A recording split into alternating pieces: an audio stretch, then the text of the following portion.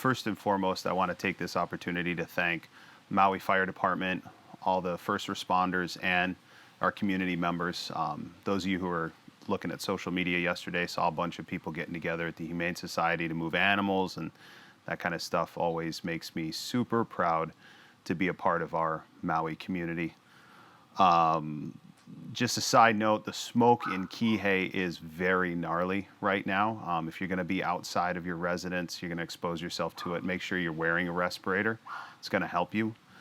And then if you have any specific questions or you need any assistance, the Premier Restoration 24/7 number is 808-873-8886. You don't just have to call for service. You can call for advice. You can call for help. As I've stated many times before, we're here to support our community. We're just ready to help.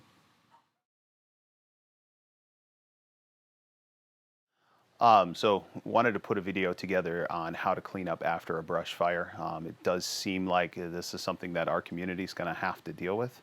And so there's a few simple things that you can do as a property owner that will save you a lot of time, energy, and effort in cleaning up your own property if you choose to do so. My name's Anthony Nelson. I'm SVP of Operations for Premier Restoration Hawaii. I've been in property restoration since I got out of high school. I've got more certificates than I do fingers and toes in our world, and it's pretty much the only thing I know, and I nerd out on it. I really enjoy the science behind doing what we do and helping people. So that's a little bit about me.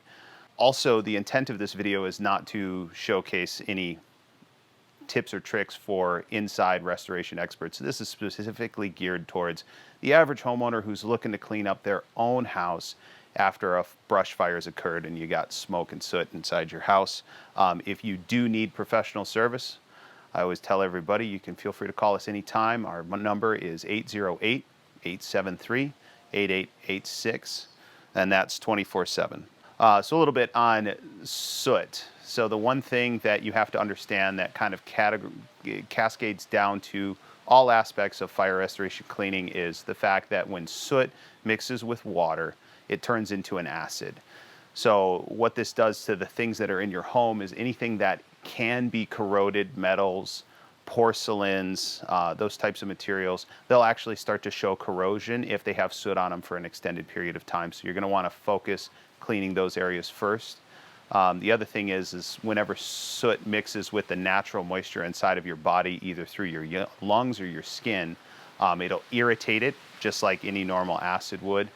So just be careful with your exposure there and make sure that you're wearing the appropriate respiratory protection. The next thing that's important to understand is you're going to want to minimize dust. So soot is a very light particle. It travels freely in the atmosphere. And you're going to want to make sure that you keep your doors closed, your windows closed. I got a few tips and tricks after if you're feeling warm on how you can help.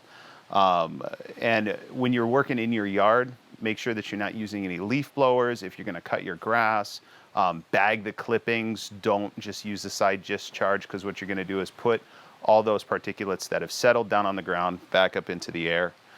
And the ultimate goal is to reduce cross-contamination. You don't want dirty stuff getting into an area that you've cleaned. And then kind of my last point on minimizing dust, like recognize that 10,000 acres just burned and the trade winds blow across those fields and straight into your affected area. So you're going to want to just recognize that that's probably going to continue to occur over time. Personal protective equipment. When you're doing this type of work, respiratory protection is number one. You don't need to go full hog and get a professional respirator. The N95 dust masks that are available at most hardware stores are more than sufficient. You're going to want to make sure that you wear gloves as well, because like I said, when you come in contact, the natural moisture in your body will turn that soot into an acid, and it can actually burn your fingers. And then what burns in the fields is not just grass. There's a lot of other things that are in those fields. There's plastics. So you're not just worried about like ash from a normal campfire. There can be some plastics and stuff like that in those fields. And just an overall recommendation, whenever I talk about health and safety, I always say just pay attention to your body It's going to give you an indicator if you're starting to slow down, if you're having a hard time breathing. Get out of the area, get some fresh air, drive south, drive north, do whatever you got to do to get some fresh air, and limit your exposure. Because if you're not well, you can't do much to make your home cleaner or your community better. So step one in fire restoration is going to be, we call it gross removal. And this is taking care of any visible ash that you can see, whether that's inside or outside of your home. If you've got burned twigs on your property, half-burnt trees, that kind of stuff, you're going to want to go ahead and clear those and get them out of the way. What that means for inside of your home is the ash that has settled. You're going to want to use a HEPA-filtered vacuum to do an initial clean on every surface that was exposed. There's a simple way to check. If you just simply take your finger, wipe it on the surface, and if you see any residue on your finger, you know you need to clean that area. I'll reiterate, it's important to make sure that the vacuum is HEPA filtered. If you use a traditional vacuum that doesn't have HEPA filtration, you'll end up sucking the soot into the vacuum and spitting it out of the exhaust, causing an even bigger issue. The next step is just to recognize that the cleaning methodology is important. You're going to want to work top to bottom, so then that way as you're working high, you're knocking things down low, and then you're going to want to work from the furthest point in the room towards the door. And you're going to repeat that sequence over and over again in every single room. It's okay to use normal cleaning products. I know everybody thinks there's a lot of magic in the products that we use, and there is a little bit of magic to them. They just tend to work a little bit better. But if you've got Simple Green in your cabinet, and that's usually what you use to clean your home, use it. It's going to work just as good. And then if you can, consider using a smoke odor counteractant with your cleaning solution, but you want to make sure that it's compatible with your cleaning solution. And normally that's the reason why we use specialized products, is because we know the degreaser is compatible with the smoke odor counteractant. And then what you're going to do is you're going to start by wet wiping every surface. Take a rag. Microfiber rags are usually the best, but if all you have is terry towels or beach towels, they'll work just fine. And you're going to want to wipe and then only use that side of the rag once, fold again, use it again, and so on and so forth. Because if you continue to wipe with the same dirty rag, you're not cleaning, you're actually just spreading it around on the surface. And then my last comment on cleaning methodology, make sure that you are changing your wash water frequently. When soot mixes with water, it turns into an acid, and acidic solutions don't clean well.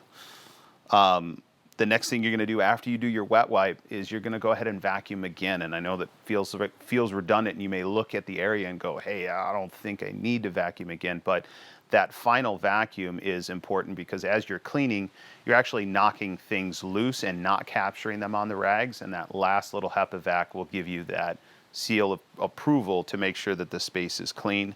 And then again, make sure that you are using a HEPA filtered vacuum. That is super important. Step 4, keep it clean. So if you have central air conditioning, this is an opportunity to go ahead and then turn on your air conditioning, but make sure that you have a clean filter and you change the filters every day, every other day. Just stay on top of it, because soot mixes with water, turns into an acid. That can really start to eat at the coils and internal components of your air conditioning system if your filters aren't changed. If you don't have air conditioning, and I'm sitting here telling you, hey, don't open your windows, go ahead and open your windows, but take a traditional air conditioning filter and simply tape it to the window opening so you can allow the air to blow into your house, but you're making sure that it is filtered air that is coming into your house. Or the other thing that you can do is open the windows on the opposite side of the home from where the fire burned. And then lastly, just reiterate, these tons of burn debris in these fields, it's going to continue to come into your home or towards your home, and you kind of have to be patient and wait for the rain and the other things in the environment to do their job to reduce that dust. And then lastly, I want to reiterate the mission of Premier Restoration. It is restoring the lives, businesses, and communities of Hawaii. It's very much so a huge part of our culture. We do everything that we can to try and benefit our communities, and we look at events like this as our opportunity to give back to the community that has always stepped up and taken care of us. So through that vein, don't ever hesitate to contact us if you need information, you need help, even if it's not a job that we can do and you just need information, give us a call. We're happy to help. Comment on the video. I'll answer personally. We just want to make sure that everybody's taken care of and we work through this situation together. Again, our phone number is 808-873-8886. And from me to you, thank you for the opportunity to help as we walk through this event together.